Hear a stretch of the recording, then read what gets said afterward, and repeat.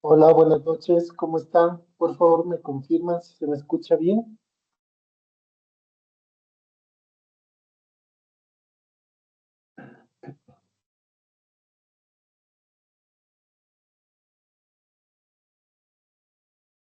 Ok, Elizabeth, muchas gracias por confirmar. Sí, buenas Bueno, noches. ¿cómo está Nelly? Muchas gracias, igual por confirmar. Espero que se encuentren bien el día de hoy. Acuérdense que esta es nuestra penúltima clase. Ya el día de mañana nosotros ya cerramos con esta primera asignatura. Como les había mencionado ayer, lo que hoy vamos a hacer es un repaso general de todo lo que hemos visto, resaltando algunos puntos importantes que le pueden servir en su preparación para el examen. Y el día de mañana haremos asimismo esos cajuts de todos los temas principales que tengamos, ¿no es cierto? Y con eso ya haremos unas preguntitas y cerramos ya esta primera asignatura el día de mañana. Cualquier duda, cualquier novedad, por favor, dígame nomás. Recuerde que ya estamos por cerrar esta primera asignatura y es importante que usted vaya con todo claro, ¿no es cierto? En cuanto a sus calificaciones, en cuanto a sus actividades, en cuanto a las evaluaciones que usted tiene, ¿sí? Para que no tenga inconvenientes de aprobar en esta primera asignatura. Con todo, hemos estado insistiéndole vez tras vez, ya creo que le tengo cansado de indicarles las actividades que ustedes deben presentar, ¿no es cierto? Pero es importante que vayan clarísimo ustedes con lo que deben presentar, ¿no es cierto? De nuevo, me voy a tomar un minutito, por favor, denme solo un ratito. Quiero irme a la plataforma, si está viendo usted mi pantalla, ¿verdad? Entonces, acuérdese que usted debe entregar todas estas actividades prácticas, ¿no es cierto? Las actividades prácticas de todas las unidades, se hace un promedio de la actividad práctica 1 hasta la actividad práctica número 12. Yo hago un promedio, reviso todas estas actividades, saco un promedio y usted tiene ya el 30% de su nota o 30 puntos. ¿Sí? Promedio de todas estas actividades prácticas que usted presentó. Hay algunos estudiantes que no han presentado, que se les pasó la fecha. Entonces, tengan en cuenta que si no presentó todas las actividades, entonces su nota va a estar un poco baja, ¿sí? Acuérdese que dentro de estas actividades prácticas, hoy se vence la actividad práctica 11 y también la actividad práctica 12, ya que usted tenga que entregarlas, por favor. Entonces, de este promedio sale 30 puntos, ¿no es cierto? O el 30% de su nota final. El otro 30% de su nota final para aprobar esta asignatura va a salir de esta actividad práctica final. Actividad práctica final, que ya la vimos, ¿no es cierto? Que es este archivo en Word que lo estábamos revisando un poquito el día de ayer. De ahí va a salir, de este archivo va a salir el otro 30%, ¿ya? Miren, aquí esta es una actividad un poco más larga, como yo le había comentado, ya tiene un caso, ya me da un caso que yo debo analizar, y en base a este caso que usted tiene aquí, lo que usted va a hacer es responder a sí mismo tres preguntas, pero ya son tres preguntas muchísimo más estructuradas que irán respondiendo en cuanto al contexto o en cuanto al caso que usted tiene. La primera pregunta le pide que usted elija una teoría o varias teorías, puede ser clásica o moderna, para mejorar el aprendizaje y la motivación de estos alumnos según el caso que tiene aquí. ¿Sí? Y usted deberá razonar su respuesta. Aquí ya el límite de 2 páginas ya no tiene nada que ver. Usted puede extenderse las páginas que usted desee, ¿ya? Para responder de forma clara y puntual a esta primera pregunta. Luego usted tiene la segunda pregunta que dice, ¿qué tipo de programa de acción socioeducativo propondrías para ayudar a aquellos jóvenes en situación familiar y social que es problemática? Y mismo usted deberá elegir algún programa, diseñar algún tipo de actividad socioeducativa, ¿ya? Y justificar la respuesta. Todo en base al caso que usted tiene al inicio. Y la pregunta 3 dice, en base a la información anterior, razona la utilidad de la estrategia, de la acción, de la actividad pedagógica basada en el ocio y en el medio ambiente. Acuérdense que si habíamos revisado alguna de estas actividades en cuanto a la pedagogía del ocio, a la pedagogía del medio ambiente. Sí, pues usted deberá razonar cada una de estas respuestas ya mucho más estructuradas en base a lo que hemos visto en las clases y también en base a las actividades que usted tiene propuestas dentro de la plataforma, ¿sí? Y entregando esta actividad práctica final, usted también tiene ya otro 30%, hasta ahí va ya el 60%. Y la evaluación final de la asignatura equivale al otro 40% o 40 puntos. Sumadas de estas tres, ya usted tiene el 100%, ¿sí? Parece que la actividad final ya está abierta desde el 21 de diciembre y cierra este viernes. Cierra este viernes. Bueno, yo le había recomendado que se espere un poquito porque mañana vamos a revisar temas puntuales entre hoy y mañana y con eso usted ya va a estar bien preparado para rendir su examen y que le vaya súper bien, ¿sí? Por favor, es importante que usted se fije mucho en las fechas que tiene de las actividades de ahora en adelante. ¿Por qué?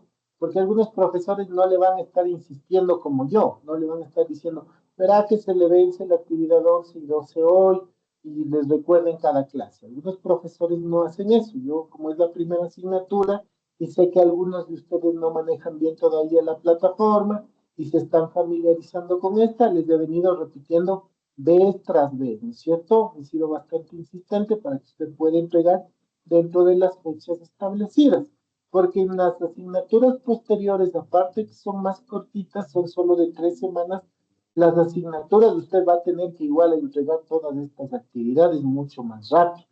No puede dejar que se le venzan estas actividades, porque como le dije, la plataforma no se va a volver a abrir.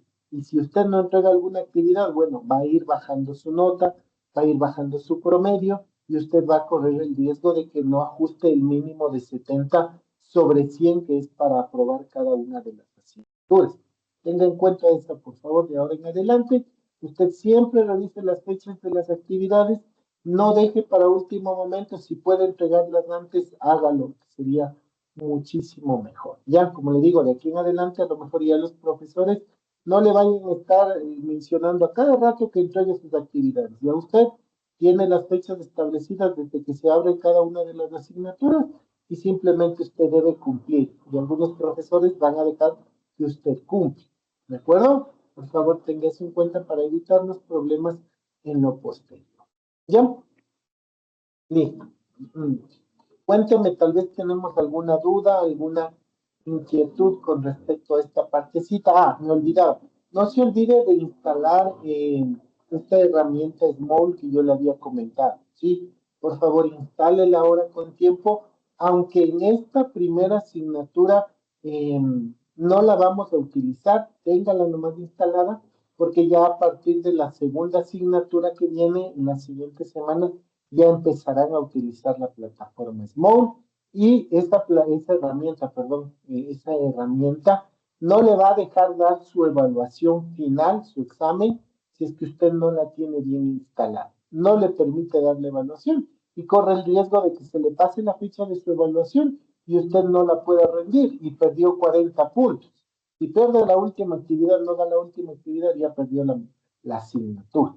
¿Ya? Por eso, recomendación. Instale nomás ya en esta misma asignatura en la herramienta Small. Si tiene problemas, acuérdese que ayer le indicamos cómo puede solicitar apoyo a soporte para que le ayuden a instalar. ¿Sí? Eso nomás, acuérdese que va desde la segunda asignatura. ¿Listo? Cuénteme, ¿hay dudas, hay comentarios, alguna inquietud que usted tenga? Es importante que me la haga nomás. Acuérdese que ya mañana cerramos. No quiero que usted se quede con dudas. ¿Ya? ¿No? Por favor, no se olviden, ¿ya? Si tiene dudas, me comenta. Necesito que el día de hoy participemos un poquito más que el día de ayer para poder avanzar con todo lo que tenemos planificado. ¿De acuerdo? Como les dije, hoy vamos a hacer un pequeño repaso de todo lo que hemos estado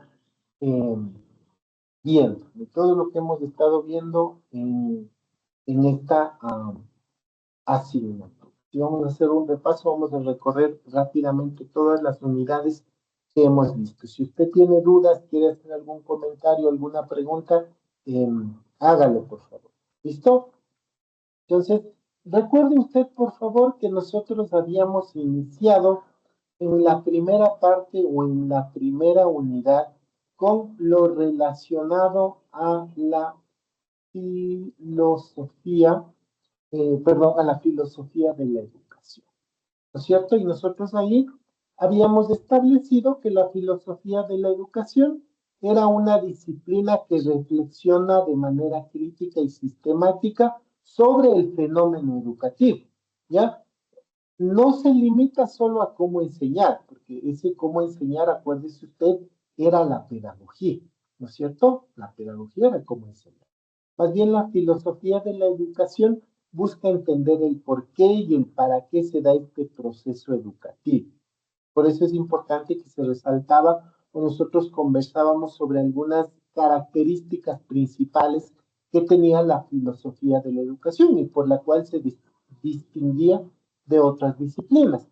Tal vez nosotros mencionábamos y decíamos que era crítica, porque cuestionaba algunas prácticas, algunas políticas educativas establecidas para verificar si se están cumpliendo o si se está cumpliendo algún propósito ético, algún propósito social, o si este fenómeno educativo se está cumpliendo y llevando al ser humano a convertirse en un ser integral, que es lo que hemos venido conversando a lo largo de estas semanas, ¿cierto? Asimismo, habíamos mencionado que puede ser también totalizador. ¿Qué queremos decir con esto? Que no mira solamente un aula o un método, ¿no es cierto? Sino que más bien va a analizar la educación como un todo integrado en la vida humana. Es como este tema ayer de la globalización que hablamos, ¿no es cierto? Y dijimos que no quiero enseñar a mis estudiantes de manera individual las asignaturas, sino que cuando yo creo un proyecto, yo quiero integrar muchas asignaturas, si es posible, todas las asignaturas, y que mi estudiante pueda ver cuál es la utilidad de la matemática, de las ciencias sociales, de la biología, del arte en su vida. ¿De acuerdo? Dentro de estas características también podríamos resaltar que la filosofía de la educación es bastante normativa, porque como nosotros vimos en otras clases, también se proponían modelos, también se proponían principios, se proponían teorías de cómo debe ser el proceso educativo. Y este proceso educativo que lo que nos va a permitir es alcanzar la plenitud del ser humano. De manera antropológicamente también habíamos dicho que es parte de una concepción de qué es el ser humano para decidir cómo puede formar. Acuérdense que igual mencionamos que ser docente es una de las profesiones más nobles y también más importantes porque usted está formando a seres humanos, ¿no es cierto? Usted está formando seres humanos y aquí no podemos equivocarnos, porque si nos equivocamos, formamos un ser humano con bastantes deficiencias en la parte pedagógica, en la parte social, en la parte emocional y hasta en la parte moral, ¿no es cierto? Aquí nosotros no podemos equivocarnos, tenemos que buscar esos principios, esos modelos, entender cómo es ese proceso educativo para poder alcanzar la plenitud del ser humano o de mis estudiantes.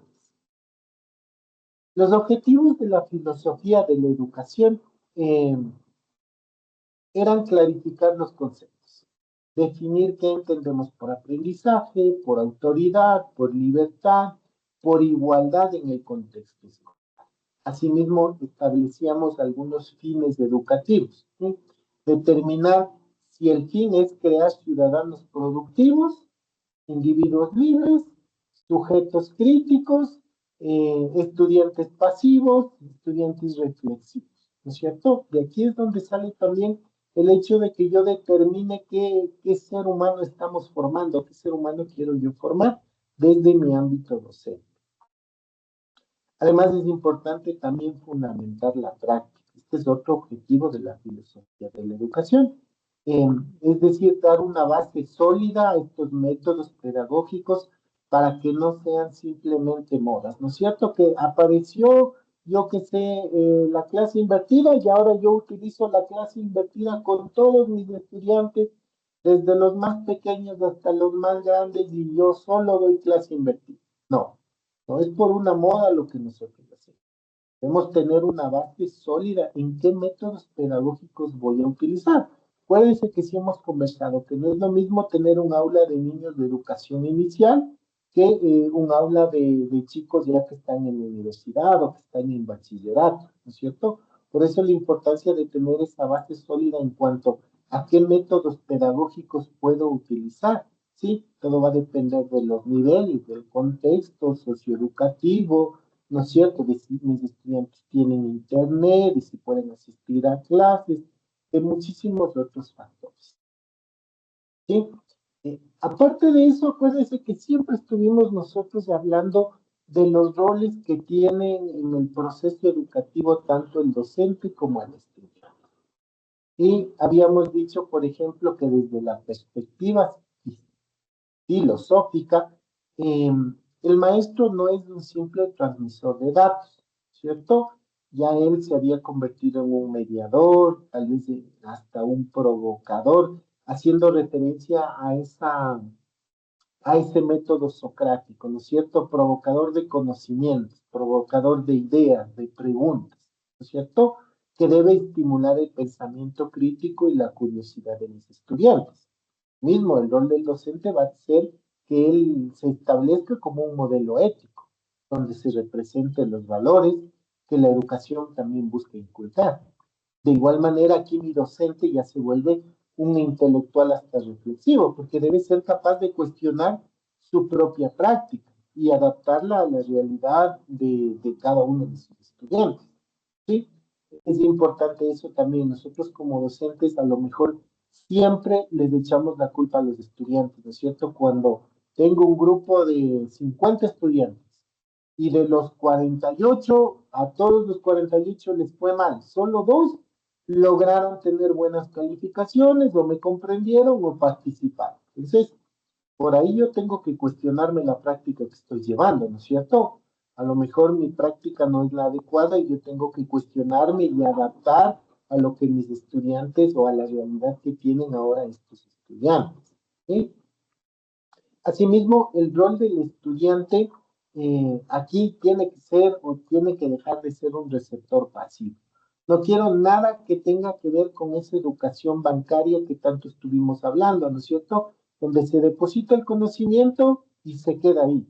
No, lo que yo quiero con mis estudiantes es que ellos se vuelvan sujetos activos, que se vuelvan protagonistas del propio proceso de formación o hasta de autoconstrucción, ¿no es cierto? Asimismo, quiero que mi estudiante sea un ser en desarrollo, ¿sí? Si hablamos filosóficamente, quiero que mi estudiante sea un ser en desarrollo, que posea una dignidad intrínseca y potencialidades que deben ser respetadas y no solo llenadas de información. Y de aquí nace que mis estudiantes deben ser críticos, deben ser también autónomos. Cuando yo estoy buscando que desarrollen capacidades de juzgar por sí mismos o de actuar con libertad y responsabilidad. Acuérdense que vimos también en la clase de ayer algunos principios de la creatividad, ¿no es cierto? Donde yo quiero que mis estudiantes resuelvan los problemas desde otro punto de vista. No quiero que ellos me digan que van a resolver tal como le dijo el docente. A lo mejor si yo les dejo a mis estudiantes que sean creativos, ellos pueden buscar otra solución. Tal vez yo como docente no la pude ver, pero ellos sí tienen otro punto de vista y lo pueden resolver, ser más creativos, más innovadores. ¿Por qué resaltábamos que la filosofía de la educación era importante? Porque la filosofía era el, por así decirlo, el cerebro detrás de la educación. ¿Por qué decimos esto? Porque evita el activismo sin sentido. ¿Qué quiero decir con esto? Que sin filosofía, la educación se vuelve una serie de tareas mecánicas sin un propósito claro. ¿Ya? Asimismo, es importante o se vuelve la filosofía un cerebro detrás de la educación porque está formando ciudadanos. No estoy formando empleados. Ahorita no estoy formando empleados. Estoy formando ciudadanos. ¿Ya? Y por ende se permite que la educación trascienda el mercado laboral y se enfoque en la realización humana y la democracia. Por ende también va a responder a algunas crisis sociales, va a ayudar a adaptar la enseñanza a los cambios culturales y tecnológicos desde una base ética, ¿sí? Dentro de esto también acuérdese usted que nosotros habíamos hablado de algunas corrientes filosóficas, como el idealismo, ¿no es cierto? El realismo, pragmatismo, existencialismo y constructivismo. ¿Cierto? ¿Cuál era el enfoque principal del idealismo? Por favor, cuénteme si recuerda qué, qué idea principal o cuál era el enfoque que tenía el idealismo que nosotros habíamos conversado. Lo que usted recuerda, ¿sí? ¿Qué era el idealismo o qué es lo que usted recuerda acerca del idealismo? Que el idealismo surgía del pensamiento y la razón. Excelente, Carlos. Excelente, muy bien. El idealismo busca la formación del carácter y el cultivo del espíritu, como dice Carlos, mediante las ideas. ¿No es cierto? Mediante las ideas. Nelly, por favor. Buenas noches. El idealismo se hacía referencia sobre que era la creadora de la mente, las ideas y de las formas, guiaba valores como la moral, la intelectual, también se centraba en la formación del carácter. Muy bien, Nelly. Excelente. Muchísimas gracias por su comentario. Jonathan. Da mucha importancia al pensamiento, a los valores, a la formación moral, Excelente. ¿No que es el cierto? conocimiento depende del desarrollo de la razón, del espíritu. Muy bien, gracias, Jonathan. Es lo que nos decían todos ustedes, ¿no es cierto? Sí ha quedado claro esta partecita. Era el cultivo del espíritu mediante grandes ideas, ¿cierto? Asimismo, el realismo, acuérdese que se centraba en el conocimiento de las leyes de la naturaleza y la realidad objetiva, ¿cierto? Aquí sí ya yo voy a lo que es la realidad objetiva. Pragmatismo, John Dewey, ¿no es cierto? La educación tiene que ser práctica y debe estar basada en la resolución de problemas reales. Y esto nos sirve muchísimo en la actualidad o hasta en algunas profesiones en particular deben ser muy pragmáticos los docentes, ¿no es cierto? Cuando buscan resolución de problemas reales. Existencialismo enfatizaba la libertad individual y la responsabilidad del alumno en crear su propio significado. Y por ahí, si hablamos del constructivismo, también mencionábamos que este conocimiento se construye activamente. Es cierto que este aprendizaje va a ser un proceso de adaptación. ¿No? Entonces, resumiendo esto de forma rápida, acuérdense que la filosofía de la educación es como una brújula también, ¿no es cierto?, que va guiando el barco educativo, ¿ya? Sin esta filosofía de la educación, a lo mejor algunas escuelas no podrían enseñar algunas cosas, perderían de vista el sentido de humanizar a las personas, ¿sí? Lo pasemos con la siguiente parte, ¿cierto? Teoría de la educación. Acuérdense que esto parece que estaba en la unidad número 3, ¿cierto? Y habíamos mencionado que si la filosofía era el por qué, la teoría de la educación también tiene que ver con el cómo. Entonces, mientras que la filosofía se queda en el terreno de la reflexión, de los fines últimos, la teoría de la educación ya va a buscar un poquito más de explicar, describir, predecir algunos fenómenos utilizando un enfoque más científico, un poco de enfoque ya mucho más práctico, ¿cierto? Dentro de la teoría o dentro de las características de la teoría de la educación, podríamos resaltar que es explicativa, que es descriptiva, porque buscaba entender cómo ocurren estos procesos de enseñanza y aprendizaje basados en hechos y datos. También tenía que ser interdisciplinaria, porque acuérdese que se nutría de otras ciencias. que analizamos un poquito más a profundidad, ¿no es cierto? Y decíamos cómo se va enlazando o cómo se va nutriendo de la psicología, de la sociología, de la antropología, de la biología, etcétera, ¿no es cierto? ¿Para qué? Para explicar algún tipo o algún fenómeno educativo y lógicamente llevarlo a la práctica, que a diferencia de la filosofía, el objetivo de la teoría de la educación va a ser orientar la acción directa dentro del aula, orientación directa dentro del aula. Los objetivos, asimismo, de esta teoría de la educación iban a ser sistematizar el conocimiento, es decir, organizar los descubrimientos sobre cómo aprendemos para que nosotros como docentes los podamos utilizar. Optimizar también el aprendizaje, es decir, crear métodos, estrategias que hagan que el proceso de enseñanza-aprendizaje sea muchísimo más eficaz y eficiente incluso, ¿no? Y transformar la realidad. Acuérdense que también ofrecía algunas herramientas que nos ayudaban a mejorar dentro del sistema escolar y resolver problemas pedagógicos concretos, ¿sí?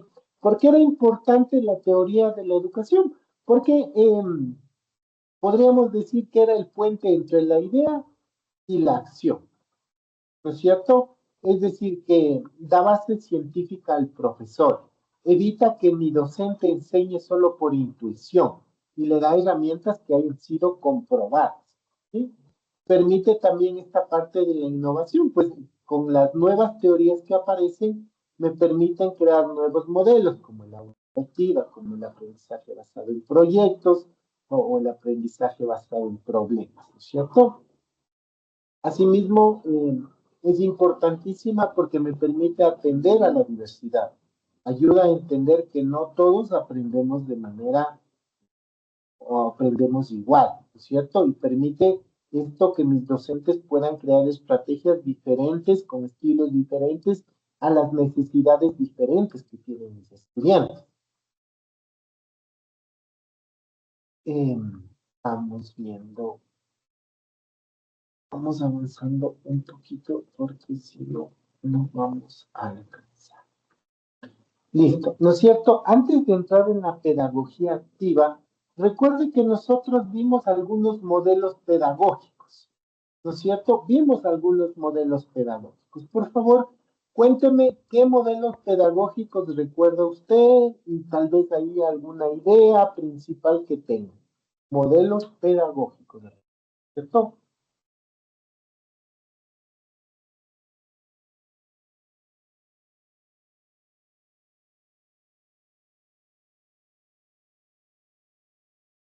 ¿Cuáles eran esos modelos pedagógicos que habíamos revisado?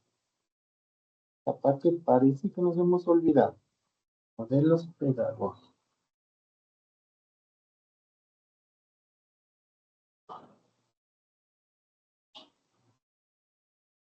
A ver, le voy a dar una ayuda. Modelo pedagógico tradicional. ¿No es cierto? Acuérdense que bueno, primero, los modelos pedagógicos eran estos lineamientos teóricos que permitían a los docentes organizar el currículo y también organizar la práctica en el curso, ¿no es cierto? Y eran esencial para que yo pueda aplicar la práctica con la teoría en la educación. Jonathan, parece que ya nos acordamos de algunos modelos. Como dijo usted, profe, el tradicional, que era el primero en consolidarse, y a partir de este surgieron los otros modelos. Habíamos visto el conductista, el constructivista, el social. ¿Ok? Ajá, muy bien. Muchas gracias, Jonathan. Sí, sí, de acuerdo. Voy con José.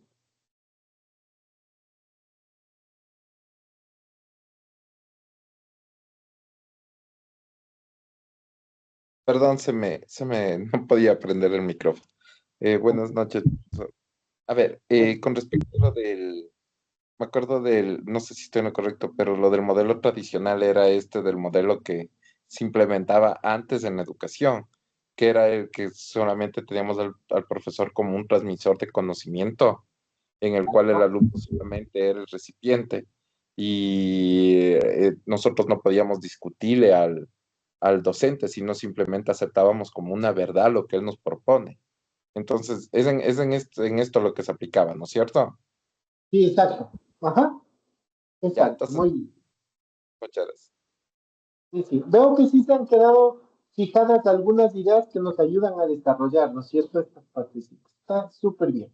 Entonces, acuérdense que habíamos iniciado con el modelo tradicional, ¿no es cierto? Ese modelo que hasta lo habíamos nosotros catalogado como enciclopedista, como que era centrado en el maestro, ¿no es cierto? El profesor era el único que tenía la verdad y aquí nadie le podía discutir, ¿no es cierto? El docente o el objetivo fundamental, más bien dicho, de este modelo era que se transmita el conocimiento de generación en generación. ¿Sí? Luego habíamos pasado a otro modelo que era la escuela nueva o la pedagogía activa, ¿sí? En donde yo les había dicho incluso que había una pregunta de examen que les decía, ¿qué es el paidocentrismo? ¿No es cierto? Y ustedes me habían, a ver, veamos si se acuerdan. ¿Qué es el paidocentrismo? Esa es pregunta de examen.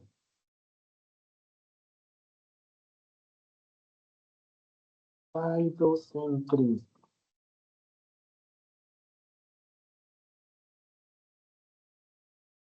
Vamos a ver, si no se acuerda, puede buscar.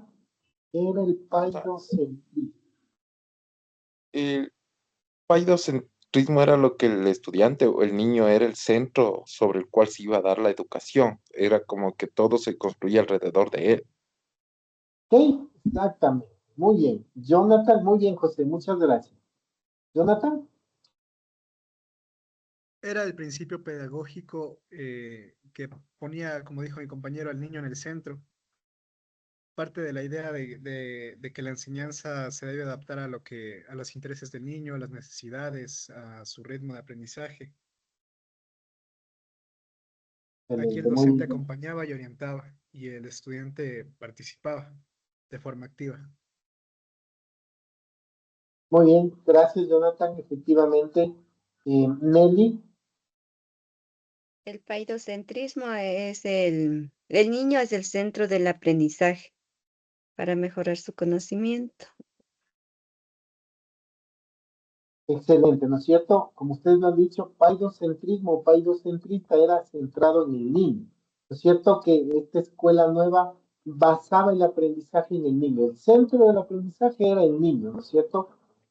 Ya no en la escuela tradicional como antes era el centrado en el maestro.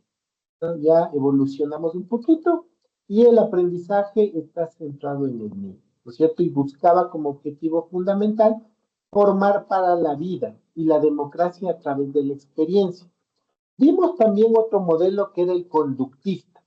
¿Se acuerdan que incluso lo pusimos de ejemplo? No me acuerdo, me parece que Nelly era la que nos había dicho que sí utilizaba este modelo conductista. No sé, me disculpa si no es Nelly, parece que habíamos puesto un ejemplo de cuando ellos llegan tarde, cómo moldeo la conducta, ¿no es cierto? Cómo íbamos moldeando la conducta de mis estudiantes para que no lleguen tarde. Yo les ponía a lo mejor castigos o si hacían algo bien yo les ponía refuerzos positivos con tal de lograr mis objetivos, pero iba alineado al moldeamiento de la conducta.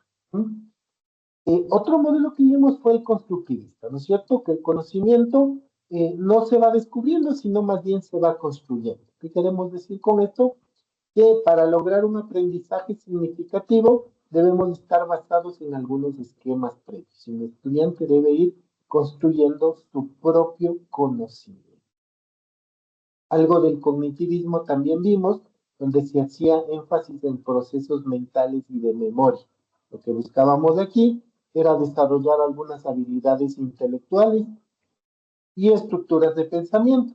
Y parece que vimos también el social cognitivo, ¿cierto? Donde el aprendizaje estaba ligado al desarrollo social y al trabajo grupal también, en donde el objetivo fundamental iba a ser desarrollar o el desarrollo pleno de las capacidades para el bien de la comunidad. ¿Sí? Creo que sí recordamos con esta partecita, ¿no es cierto? Estos modelos que vimos de manera.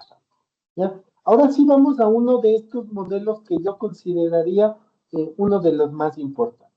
Acuérdense que de igual manera nosotros habíamos conversado que tal vez yo tendría que, no podría quedarme con uno de estos modelos, como tampoco con una sola teoría que habíamos analizado, ¿no es cierto? Tal vez habíamos dicho que era importante ir extrayendo lo mejor de cada uno de estos modelos y yo podría irlos utilizando a mi conveniencia, ¿no es cierto? Como formando ahí un Frankenstein, ¿no es cierto?, de estos modelos. Tomo algo de la pedagogía tradicional, tomo algo de la escuela nueva, tomo algo del constructivismo para que yo pueda ir formando mi propio modelo en el cual les ayude a mis estudiantes a que adquieran el conocimiento práctico y a formar este ser humano integral que tanto hemos conversado, ¿sí? En cuanto a la pedagogía activa o escuela nueva, ¿no es cierto? Este movimiento habíamos dicho que surgió a finales del siglo XIX, principios del siglo XX, como una respuesta crítica a la escuela tradicional, ¿no es cierto? Porque aquí el estudiante era pasivo, en la escuela tradicional era pasivo, el único que hablaba era el docente, ¿ya? Entonces, como respuesta a esta escuela tradicional, es que aparece la pedagogía activa, ¿no es cierto? Que en esencia se resume en la frase de John Dewey, ¿no es cierto? Que él decía que la educación no es una preparación para la vida, sino que la educación era la vida misma. ¿Mm? Características fundamentales de esta pedagogía activa, solo para hacerle un recuerdo así rápido, era el paidocentrismo, ¿no es cierto? Que ahora el niño era el eje central de todo el proceso educativo, lo que ustedes ya lo tienen claro, ¿no es cierto? Aquí no es el maestro el centro, no es el contenido el centro, quien es el centro es el niño, es el eje central de todo el proceso educativo. Se aprende haciendo, es decir, que el conocimiento no se recibe sentado, sino más bien se va a construir a través de la acción, a través de la experimentación, a través de tener en contacto directo con algunos objetos que tengo en mi aula. Importante también resaltar que dentro de esta pedagogía activa enfatizaba el respeto a la individualidad, donde se reconoce que cada estudiante tiene su ritmo, sus intereses y sus capacidades diferentes. ¿Sí? Incluso recuerdo que aquí habíamos conversado y decíamos, ¿no es cierto? Pero si cada estudiante tiene su ritmo, ¿cómo hago que todos mis estudiantes avancen? O sea, complicado, ¿no es cierto? Y habíamos dicho que a lo mejor lo que está en el papel no se llega a cumplir siempre. Pero si es nuestra responsabilidad, si está en nuestras manos lograrlo, pues lo tenemos que hacer. Es decir, también que otra característica dentro de la pedagogía activa o la escuela nueva era el ambiente de libertad, ¿cierto? Yo tengo que, como docente, fomentar la autodisciplina en lugar de una obediencia ciega, permitiendo más bien que el niño tome sus propias decisiones, ¿sí?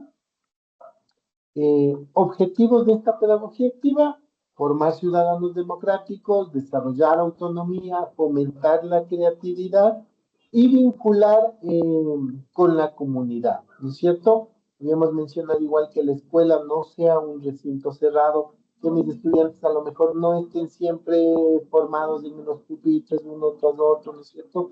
Sino que tal vez yo pueda integrar un espacio en la sociedad, en la naturaleza, cambiar la rutina de mis estudiantes para que ellos también puedan expresarse de maneras diferentes, ¿sí? El rol del docente en la pedagogía activa cambia completamente. Acuérdense que aquí él ya es un facilitador, ya es un guía, ya es un acompañante, ¿no es cierto? Que no está imponiendo el saber, no está imponiendo el saber. Lo que él está haciendo es más bien diseñar algunos escenarios, diseñar algunas situaciones de aprendizaje para que puedan ser aprovechadas por el estudiante. ¿Mm? Es un observador, mi docente se vuelve un observador, porque incluso analiza qué intereses tienen sus alumnos y adapta el currículo a ellos, ¿sí?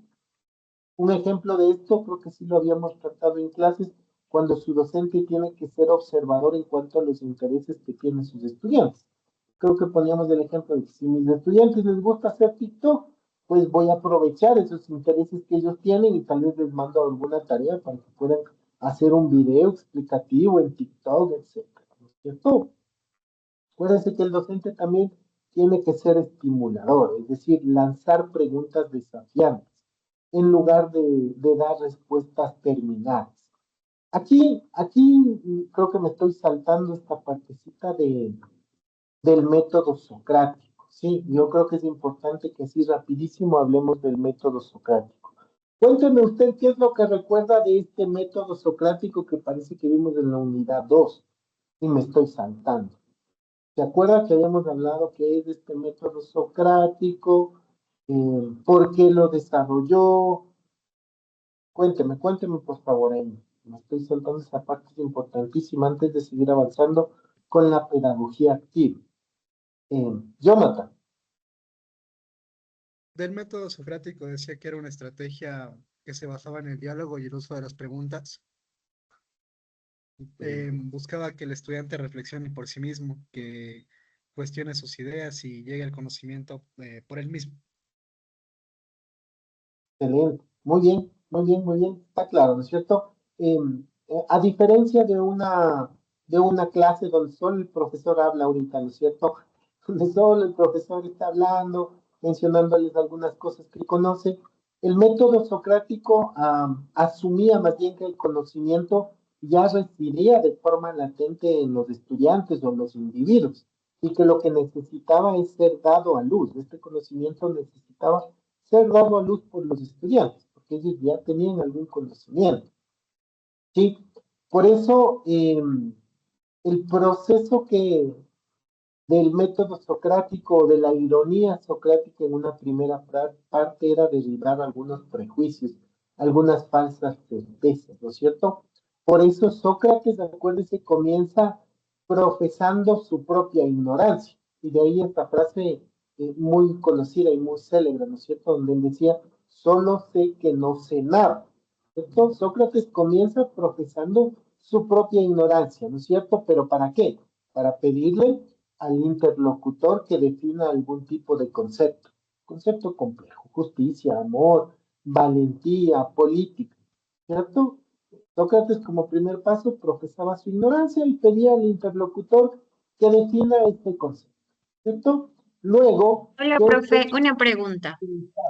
Dígame, Disculpe claro. usted, estoy confundida en algo. En relación de la teoría socrática, ¿esta sería parte del modelo tradicional o del nuevo modelo en educación o de la Ya, pedagogía vamos, activa? vamos utilizando el método socrático. Eh, Haciendo preguntas. En la, en el modelo tradicionalista, el docente le hace preguntas al estudiante para que reflexione. No, mi doc, pero hay una cosa, en relación de la ¿No? evolución de estas teorías, esta teoría es una de las primeras que aparecen. Entonces, Por no tiene supuesto. nada en relación con el tiempo en la que aparece, más bien solo en relación de el concepto y a qué estaría en relación de de la escuela tradicional o de la pedagogía activa. A eso me refiero. Claro que sí. O sea, si vamos ahí, lógicamente en todos los modelos vamos a utilizar esta base filosófica que es este Ah, ok, método socrático. Si vamos a ok, la eso, mayéutica. ponle- exactamente, vamos a utilizarla en todos los modelos. Sí, en todos Ok, los modelos. Porque va a existir este diálogo, ¿no es cierto? Este diálogo entre ajá, docente, estudiante, interlocutor y también se van a utilizar pruebas. ¿Sí? Muy bien, ok. no sé qué era Gardenia, sí. Muy bien, Gardenia, muchas gracias por su pregunta. Gracias Está por muy bien. contestar. No se preocupe, está súper bien, ya. Entonces, regresemos a esta participación. Entonces, ¿cuál era la técnica que utilizaba Sócrates? Hacer preguntas, como acabamos de hacer, ¿no es cierto? Y Sócrates mostraba las contradicciones, inconsistencias de a lo mejor las respuestas de los interlocutores, ¿cierto? Y les iba haciendo razonar, reflexionar. ¿Qué tenía como resultado? Pues que el interlocutor entra a lo mejor, por así decirlo, en un estado de confusión, ¿cierto? Y a lo mejor, o un estado de luz, donde reconoce que lo que creía saber en realidad no es lo que en realidad se entendía, ¿sí? En este primer paso hacia el aprendizaje real, ¿sí? Posteriormente, si hablamos un poquito de mayéutica, lo que nos trajo ahorita a colación Gardenia, esta palabra era relacionada a dar a luz, al dar a luz las ideas, ¿sí? Mayéutica tiene que ver con dar a luz estas ideas. Entonces, una vez que el interlocutor admitió su ignorancia, el diálogo va a continuar, ¿no es cierto? Pero esta vez va a ser mucho más constructivo este diálogo. ¿Por qué? Porque nuevamente se formulan preguntas que van a guiar a la razón del individuo para que él mismo vaya descubriendo una definición más sólida y universal de ese concepto, ¿sí? Y como resultado va a ser que el conocimiento no viene de afuera, ¿sí? No viene ya de afuera, sino que surge del interior del sujeto gracias a que existió un esfuerzo reflexivo, ¿sí? Eso es lo que nosotros habíamos abordado un poquito acerca del método socrático, ¿no es cierto? Nos saltamos esa partecita y nos habíamos ido a lo que es la pedagogía activa. Pero acuérdese que lo que yo quiero es que mi docente utilice, ¿no es cierto? Utilice a lo mejor este método socrático. Estamos en el rol del docente, donde quiero que mi docente lance preguntas desafiantes o reflexivas para que mi estudiante llegue a dar a luz el propio conocimiento. En cuanto al rol del estudiante, recuérdense, en la pedagogía activa lo que queremos es que mi sujeto, mi estudiante, sea activo, investigue, explore, transforme su propio entorno, ¿no es cierto? Aprenda con otros en el trabajo en grupo, que es tan fundamental para incluso el desarrollo social, que se vuelva un ente responsable también, que gestione su tiempo, que gestione sus materiales, que asuma también las consecuencias de sus elecciones. Ese debe ser el rol de mi estudiante en la pedagogía. Y nosotros habíamos visto algunos autores, ¿no es cierto? Dewey, Montessori. Cuando usted se acuerda o escucha la palabra Montessori, usted sabe que ahí existe un ambiente preparado, ¿no es cierto? Materiales sensoriales, cada estudiante avanza a su ritmo. Acuérdese que igual estamos centrados en el paidocentrismo, ¿no es cierto? Vamos, avancemos un poquito más, si no, no vamos a empezar. Otra de las unidades que nosotros habíamos revisado es esta de la educación inclusiva. Bueno, ustedes tienen más adelante una asignatura, me parece que está relacionada a la educación inclusiva, ¿cierto? La educación inclusiva es un enfoque que busca transformar los sistemas educativos para que todos mis estudiantes, sin excepción, tengan acceso a una educación de calidad, ¿ya? Ojo que, a diferencia de la integración, donde el alumno debe adaptarse a la escuela, que eso es lo que se pedía muchísimos años atrás en el Ecuador, que el alumno es el que tiene que adaptarse a la escuela, la inclusión es diferente. La inclusión exige que la escuela se adapte a las necesidades de todos los alumnos, ¿sí? No hace mucho se incluyó en el currículo esto de la educación inclusiva, que los docentes deben estar preparados en adaptaciones curriculares, ¿no?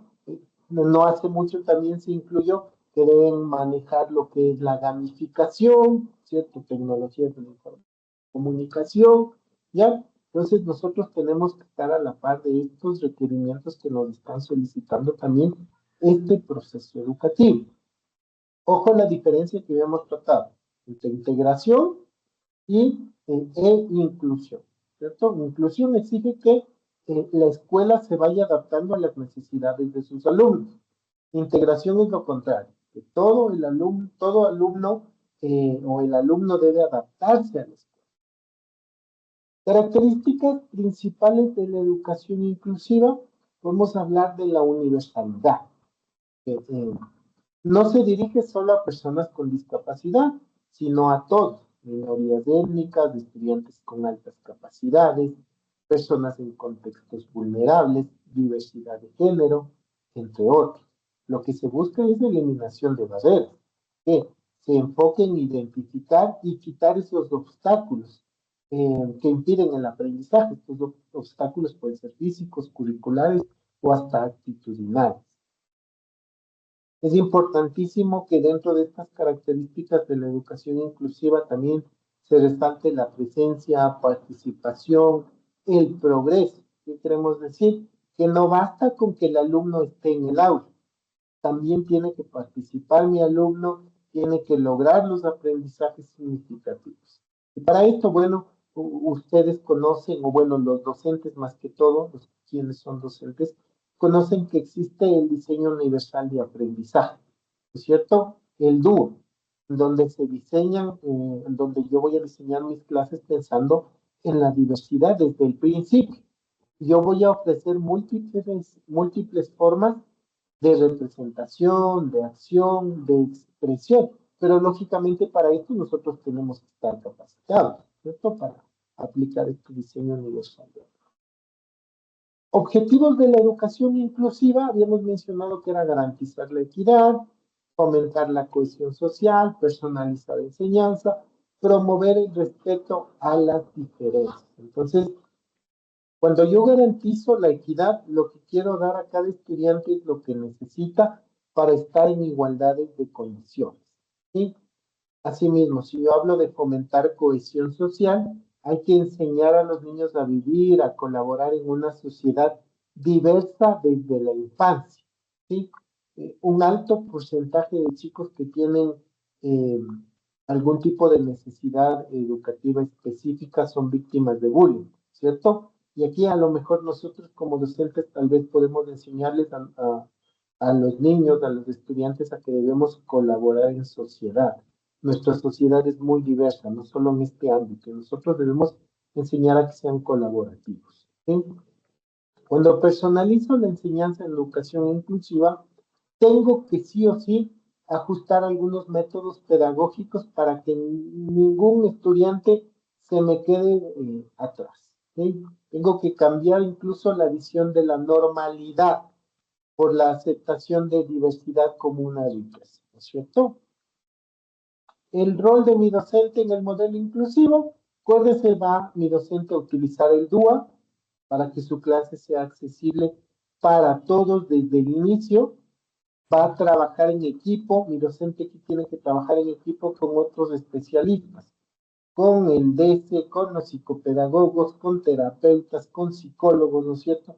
Con las familias. Mi docente aquí se convierte en un sujeto colaborador que trabaja en equipo, pues necesita de todos estos especialistas. Y bueno, también se convierte en un agente de cambio, porque combate algunos prejuicios, fomenta un clima de aula donde el error se ve como una oportunidad y la ayuda mutua para poder enseñar o reafirmar algún conocimiento. ¿Sí? Bueno, si hablamos del rol del estudiante, pues recordemos que el rol de mi estudiante va a ser sujeto de derecho, es decir, va a ser valorado por quien es, no por la capacidad de encajar en un modelo preestablecido. Tiene que ser también un compañero solidario, aprender que la diversidad es natural y aprender a desarrollar empatía, habilidades de apoyo mutuo. También se vuelve un sujeto autoconocedor, por así decir, porque va a aprender a identificar fortalezas o herramientas que necesita para aprender muchísimo mejor. ¿Listo? ¿Por qué es importante que tengamos en cuenta este tema o nos han puesto en la plataforma Educación Inclusiva? Es importante porque acuérdense que la educación es un derecho, ¿no es cierto? No un privilegio, es un derecho. Y si nosotros excluimos o las instituciones educativas excluyen a algún estudiante por tener alguna necesidad educativa específica, esa es una forma de discriminación. Nosotros como docentes entendemos que debemos respetar los derechos humanos, el derecho a la educación. Asimismo, cuando un maestro enseña de forma inclusiva, los alumnos también, todos los alumnos se benefician de diversas metodologías, a lo mejor más dinámicas, variadas, más sencillas, más simplificadas. No solo beneficia a mis estudiantes que tienen necesidades educativas específicas, sino también a todos mis estudiantes que tengo dentro del aula. Y lógicamente esto también se convierte en preparación para la vida. Porque acuérdense que en el mundo real, en el mundo laboral, por así decirlo, este mundo también es diverso, ¿cierto? Y si una escuela segregada no prepara a niños para trabajar o para asociarse o para convivir en la sociedad actual, pues no está cumpliendo con el derecho a la educación, de calidad de educación. Vamos ahora con el tema de la pedagogía social. ¿Qué autor le viene a la mente a usted cuando nosotros hablamos de pedagogía social?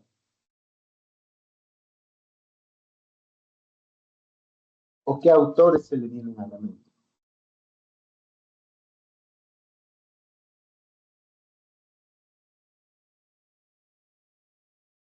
¿Algún autor que se le venga a la mente cuando hablamos de pedagogía social? Paul Nator.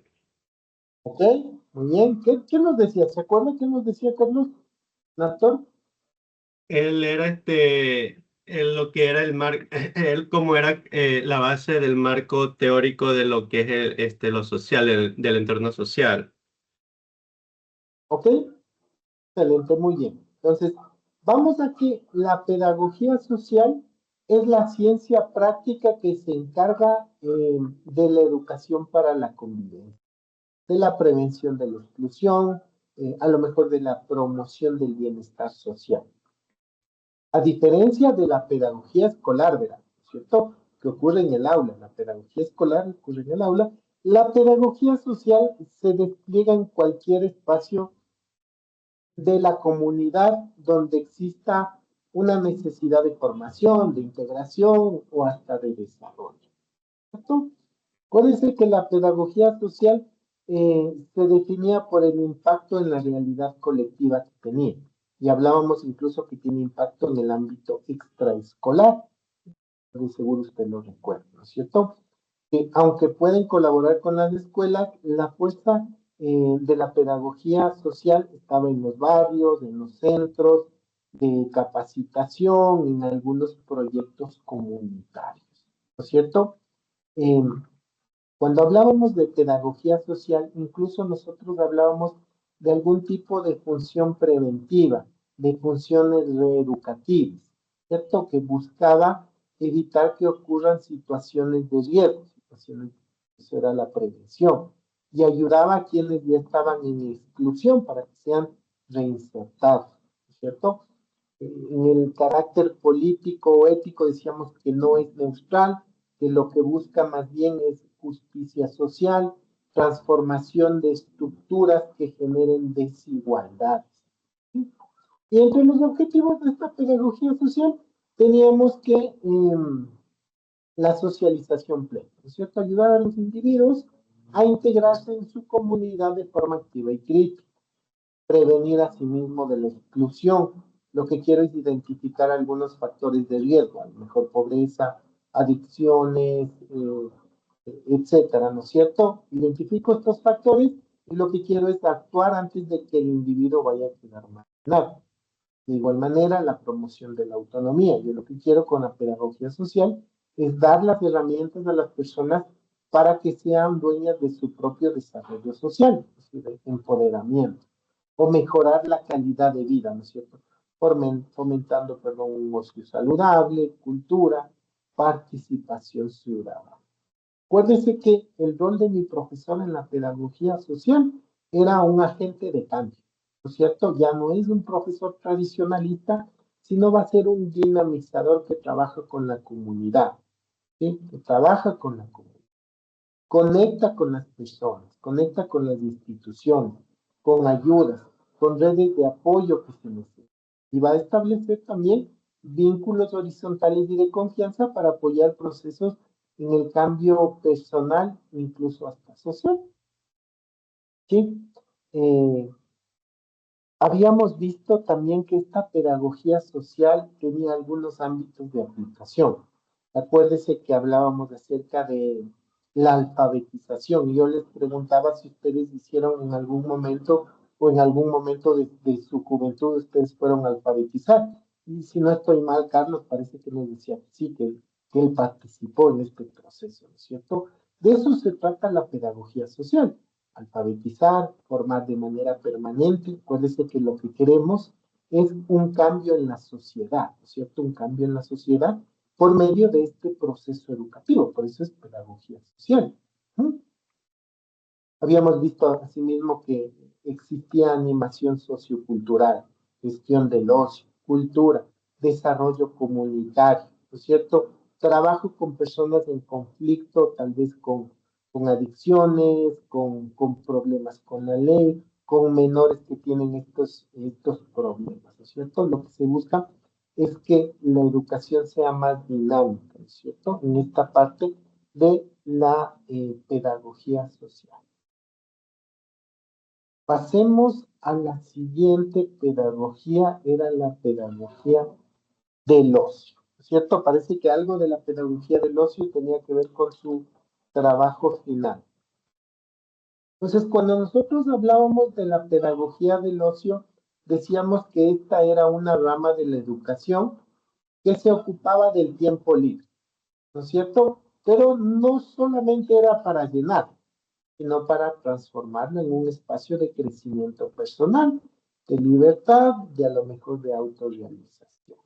Y la premisa de la pedagogía del ocio es que el tiempo en que no trabajamos ni estudiamos obligatoriamente puede ser una oportunidad para educar al ser. ¿Sí? Dentro de las características de la pedagogía del ocio, teníamos la libertad de elección. Puede ser que el individuo es quien decide qué hacer, cómo lo va a hacer, ¿cierto? Y poníamos el ejemplo de que qué es lo que sucedía cuando a nosotros nos ponían en un curso, yo que sé, de guitarra, y a mí nunca me gustó la guitarra. Yo asistía por obligación, pero no le encontraba el gusto, no se cumplió esta primera característica, ¿cierto? Libertad de elección. El estudiante, el ser, el individuo, es quien tiene que decidir qué es lo que quiere hacer. Era vivencial porque el aprendizaje también ocurría a través de una experiencia directa, tal vez del juego, tal vez de la emoción, y asimismo se convertía en lúdica, donde el juego era la herramienta principal, sin importar qué edad tenga mi participación. Los objetivos de esta pedagogía del ocio también estaban que se necesita enseñar a disfrutar el tiempo libre de manera saludable, ¿cierto? Evitando el consumo pasivo, ¿sí? Lo que queremos es que la persona aprenda a gestionar su propio tiempo sin depender a lo mejor de estímulos externos constantes. Lo que quería también es potenciar algunas dimensiones que la educación formal suele olvidar, como la creatividad, la contemplación, la socialización espontánea. Bueno, aquí justo me acordé de esta parte. Acuérdense que hay otra pregunta de examen que habla de educación formal, educación informal, y me hace falta una. ¿Cuál era? Formal, informal y... ¿Cuál era esa? Acuérdense. Educación formal, informal y Formal. la no formal. Muy bien. Tenga en cuenta porque esas son preguntas de examen. Muy bien. Entonces, dentro del rol que debe tener mi docente en la pedagogía del ocio, debe ser un rol de monitor, un rol de hasta animador, dinamizador. Es cierto que no va a impartir una lección, sino lo que va a crear son condiciones para que la experiencia de ocio ocurra. Debe estar, sin duda, presente, proponer ideas, garantizar un clima de respeto, pero no debe,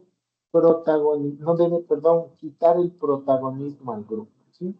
Me dedico a diseñar actividades, tal vez campamentos, talleres, clubes, ya, pero estoy dispuesto a cambiarlas si es que el interés del grupo es otro. Acuérdense que una de de las características es la libertad de elección. Tengo que dejarles elegir a mis estudiantes qué es lo que ellos quieren hacer.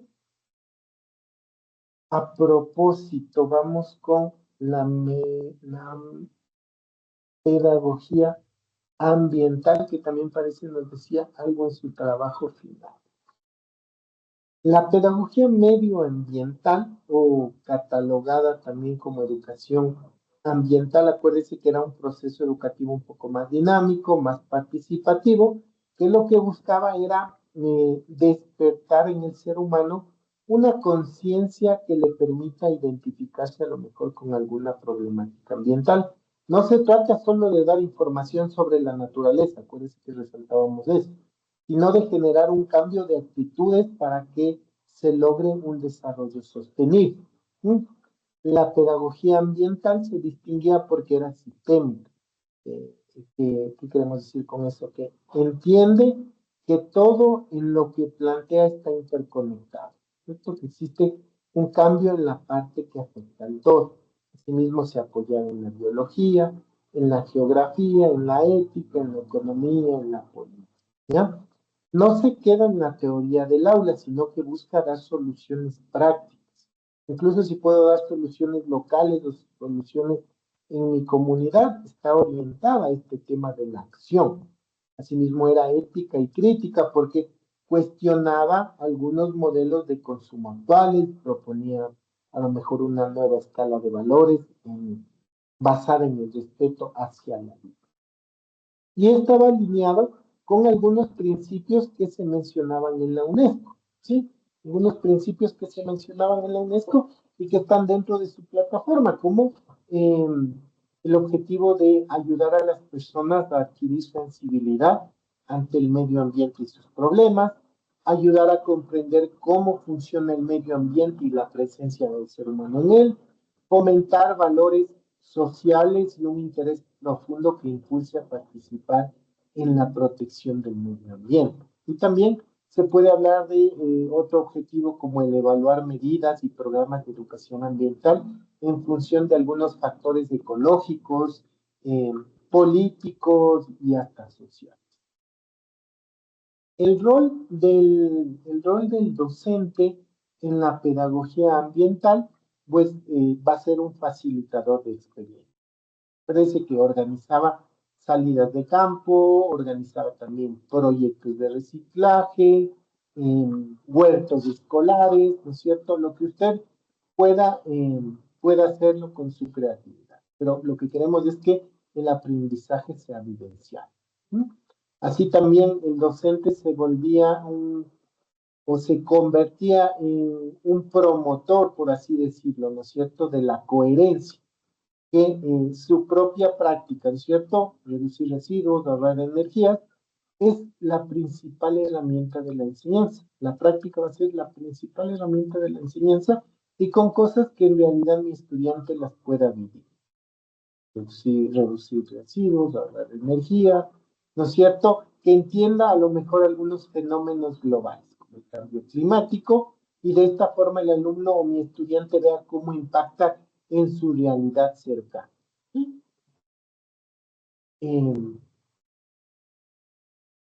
¿Por qué era tan importante esta parte de la educación o de la pedagogía ambiental? Perdón, porque pasa de una visión antropocéntrica, que es donde el ser humano o el hombre es dueño de la tierra, a una que es biocéntrica, en donde el ser humano es parte de la tierra, ¿no es cierto? Incluso esto se ha incluido ya en nuestra Constitución desde el 2008, ¿no? Asimismo, es importante porque nos enseña a actuar pensando en el bienestar de muchas generaciones futuras. Es importante porque con una población educada ambientalmente se reduce la contaminación e incluso puede mejorar la salud de todos. ¿De acuerdo? Y finalmente, recuerde que todas las pedagogías que hemos visto, estos tipos de pedagogía, pueden conectarse. Pueden conectarse, como yo le dije a usted, puede ir utilizando características, objetivos, roles de los docentes para usted ir formando un tipo de pedagogía que se adapte mejor a sus estudiantes, ¿sí? Porque aquí viene una pregunta que nos podríamos hacer. ¿Y ahora qué modelo escojo? ¿Qué teoría escojo? ¿Qué pedagogía voy a escoger? Pues usted tiene en sus manos una infinidad de información de todos estos temas que hemos tratado aquí y usted puede ir creando el mejor modelo posible dependiendo de sus estudiantes. Acuérdese que tienen tener en consideración a lo mejor la edad, el nivel socioeducativo, tal vez político, ¿no es cierto? Todos estos temas usted tiene que tener en consideración para ir formando un modelo que se adapte mejor a sus estudiantes y que le dé el mejor resultado. Y finalmente, acuérdese que la educación es un proceso dinámico, un proceso crítico, transformador, que va más allá solo de una mera transmisión de conocimientos. Eso es lo que ya no queremos. Aquí, lo que ya no queremos es una mera transmisión de conocimientos. Quiero que este proceso educativo sea dinámico, crítico y transformador, que integre, mire, que integre diversas pedagogías, ¿cierto? No le aconsejaría que se quede solo con una. Usted trate de integrar diversas pedagogías, pues eso va a enriquecer muchísimo su aprendizaje y hasta su modelo de enseñanza, ¿sí? Y también es importante aplicar todos estos enfoques para una educación más humana. Queremos una educación más inclusiva, más sostenible para futuras generaciones. ¿De acuerdo? Hasta ahí vamos a parar un momentito. Cuénteme, por favor, si tiene alguna duda, alguna inquietud con respecto a esto que acabamos de ver, que es como un resumen de los temas más importantes que hemos atravesado en todas las unidades que hemos tenido. Cuénteme, por favor, si hay alguna duda, alguna inquietud.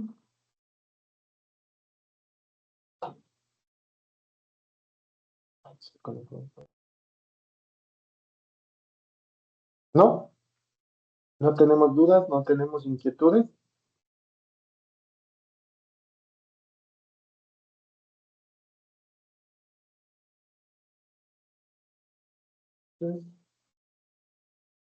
Tocó.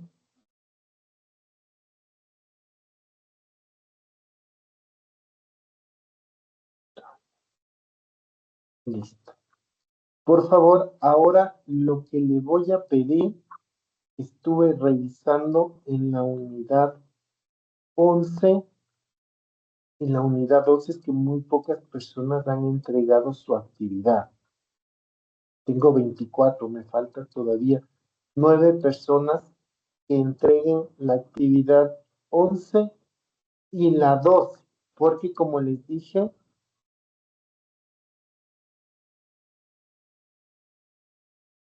están por cerrarse estas actividades y necesito que las... Ah, ya nos ha movido las actividades Diana. Sí, veo que... A ver, déjenme ver. Nos ha extendido un poco más de tiempo, parece. Déjenme ver. Sí, mire, no sé si esto les comentó Diana o no, me confirman, acabo de ver que ahora las actividades prácticas han sido modificadas para que usted pueda entregar hasta el 9 de enero, o sea, hasta este viernes. Me refiero a la actividad práctica 1, de la 1 hasta la número 2, ¿sí? ¿Sí? No sé si ustedes sabían esto o le solicitaron a Diana que les extienda las actividades. No, yo no sabía eso, profe. No, No, ni profe. yo tampoco. No, Yo tampoco Ni yo sabía tampoco, eso. ni yo tampoco, pero no es acabo de no es darme, justo. No es a- justo. acabo de darme cuenta que me imagino que por ser esta primera asignatura les ha extendido en todas las actividades para que entreguen quienes no lo habían hecho, porque había algunas personas en la unidad 1, en las primeras unidades que no habían entregado a tiempo. ¿Ya? Sí, debe ser porque es de esta primera asignatura, pero esto no se hace nomás, entonces entiendo que ya desde la segunda asignatura no habrá cambio de fecha, por cierto. ¿Ya? Entiendo que debe ser solo porque es la primera asignatura, pero bueno, o sea, es una ventaja para quienes no pudieron entregar a tiempo las actividades, que puedan entregar, ojo que les estoy mencionando, desde la actividad práctica 1 está abierto, ¿no es cierto?, hasta el 9 de enero. Está abierto hasta el 9 de enero para que puedan entregar todas las actividades y puedan tener completo también sus trabajos. ¿Sí? No sabía, yo también me acabo de llevar un poquito la sorpresa que les ha extendido. Pero bueno, es una ventaja para quienes no pudieron entregar. Por Navidad, profe. Por Navidad creo que les ha dado el regalo de Navidad y de Año Nuevo, es verdad, por eso debe ser. Pero ojo que la actividad práctica final no tiene cambio en las fechas, ¿no? Está hasta el viernes 9, igual la evaluación de Profe, la... una pregunta. ¿Y la evaluación final no podríamos darla o cómo hacemos? O sea, no sé si los otros se podría extender hasta el domingo, en este porque caso, muchos, ¿mande? dígame, perdón. O sea, por ejemplo, obviamente las otras actividades, cierto es que muchas personas tuvieron problemas en la plataforma y toda la situación y entendemos, pero el hecho es que muchos también trabajamos y sí está bastante materia. ¿No se podría extender el plazo para la evaluación final hasta el domingo? Quizás, tal vez.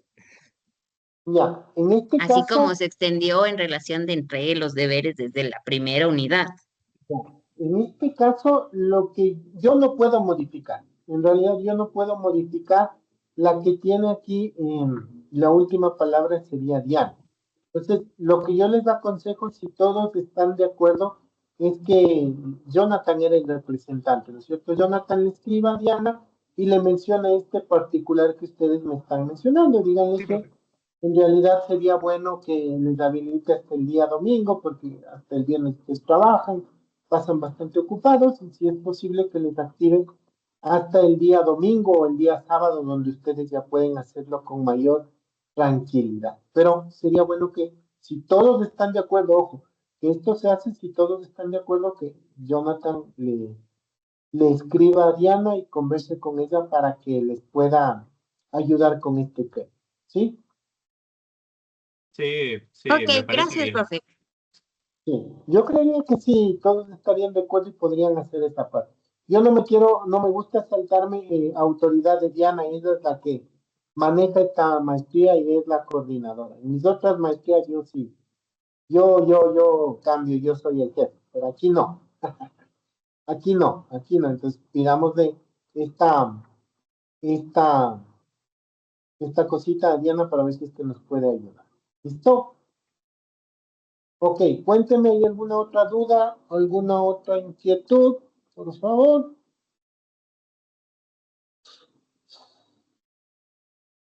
Ya le mando el mensaje entonces, profe. Listo, buenísimo. Mándele el mensaje para explicándole este tema, ¿ya? Para que les pueda cambiar o que me autorice que yo les pueda cambiar. Yo no tengo problema en que ustedes puedan hacer hasta el domingo. ¿Listo? Ok, recuerde que el día de mañana ya lo único que nos quedaría es hacer esta revisión en Kahoot como hicimos la vez anterior de todos los temas principales. Todos los temas principales. Ahora no me acuerdo si debo puntos porque ya mañana es la última vez que nos vemos y tengo que anotar si les debo puntos por ahí, por participación, para tenerlo en cuenta, porque de aquí ya no nos vemos y yo ya me dedico a calificar sus actividades y a pasar ya las notas. Ojo que una vez cerrada la asignatura, una vez que se cierra la asignatura, eh, cada uno de sus docentes tiene 15 días como máximo para registrarles sus notas. Es decir, se cierra mañana es 7, yo tendría hasta el 21 de enero para calificarle y que ya usted pueda revisar sus notas aquí en el Moodle, ya aquí en la plataforma directamente, y usted pueda ver sus notas. Si algún profesor se demora más de 15 días, ya usted le escribe a Diana y le dice: Diana, ha pasado más de 15 días, necesitamos que nos ayude mencionándole al docente que queremos ver nuestras notas. Porque es importante que tenga en cuenta, usted puede solicitar una recalificación si no está de acuerdo con alguna actividad, ¿sí? Pero tiene que estar dentro de esos 15 días, ¿sí? si se le pasa, entonces, ¿cómo reclama si ya están asentadas las notas? Acuérdese que, déjenme solo, no, sí, le estoy compartiendo. ¿Sí está viendo mi pantalla o no? Sí, profe. Ya, entonces acuérdese que donde usted ve sus notas va a ser en la parte superior. Usted entra a la plataforma Moodle, en la parte superior donde está el círculo con las iniciales de su nombre y su apellido, usted le da clic, se le abre esta ventana y usted va a seleccionar la opción de calificaciones. Se clic en calificaciones y ahí es donde usted va a revisar las calificaciones que tienen cada una de las asignaturas. Me sale este montón porque estoy matriculado en todas estas asignaturas. Pero a usted aquí, por ejemplo, si es esta asignatura donde está filosofía, ¿cuánto? Aquí está. Filosofía y pedagogía de la educación. Aquí en la parte derecha le va a salir la nota, ¿sí? No vaya a otros lados, no vaya a otros lados a revisar sus calificaciones porque en otros lados le aparece con el porcentaje de avance de la materia, con cuánto sacó en las autoevaluaciones, ya, y acuérdense que las autoevaluaciones no se promedian. No, entonces si usted va a ver calificaciones en otro lado, se va a confundir, porque la plataforma le hace un promedio de todo lo que usted avanzó en la plataforma, con las autoevaluaciones, con todo lo demás. ¿Ya? Revise sus calificaciones aquí donde yo le estoy indicando, en la parte superior derecha, en el círculo con sus iniciales, va a calificaciones y ahí le va a salir la calificación que usted ha obtenido. ¿Listo? Ok. Entonces, chicos, Doctor, dígame. una pregunta, querido profesor. Dígame. ¿Las autoevaluaciones están relacionadas directamente con algunas preguntas eh, que se van a presentar en el examen final? Me agarró de nuevo. No sé. La verdad no le voy No, a decir. No y el sé. recuerde, No sé. y el recuerde de No, cada no. unidad. No me he fijado, la verdad. Si le digo, Mm, le estaría mintiendo. No sé. ya, No sé. gracias, profe. Le Ya. agradezco. Listo. Jonathan, tal vez. ¿Alguna Sí, duda? disculpe, profe. Algunos compañeros me pidieron que hagamos un grupo de WhatsApp para estudiantes, Oh, para poder cambiar artículos y todo eso, y dudas en general. Entonces, para decir que dejo el enlace del chat en aquí. de acuerdo. O Sí, no sé sí. si tal vez No hay usted lo ningún puede problema. reenviar al grupo general. Esto mejor sería que le comente a... Bueno, envíame, no hay problema. Está bien, Ya, ahí bien. está en el chat, profe. ¿Ya? ¿Me envió al WhatsApp o aquí? Aquí. Sí, ahorita.